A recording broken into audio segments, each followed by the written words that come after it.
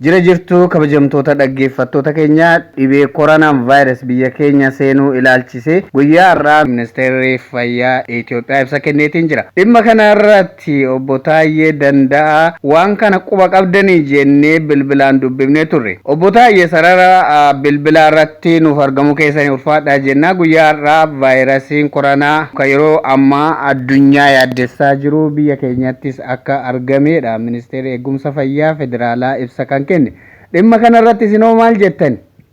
Kun soba kun burjaajii mootiin Girrisaa uummatatti burjaajessuuf dubbatudha. Kun yakka ija seeraatiin gaafa laaltu yakka guddaadha.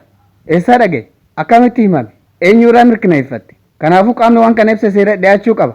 Lakka obbo Taayyee bar miidiyaa mootummatu har'a guyyaa kana ibsa kennaatiin ture isin quban qabdanii? Lakki kijiba biltsiginnaan misoomatti jira. Hojii paartii keenya xureessuudhaan waan godhamaaru malee kun dhibeen biyya keenya seenee tokko illee hin jiru. Hayyee akka jedhame yoo dhukkubni kun biyya seenee jiraate hoo hawaasni maal godhuu qaba? Hawaasni iddoo jirutti qullubbii adii faraqee dhuguu qaba. Kanuma dhaamna ammaaf nagatti hojii qaba.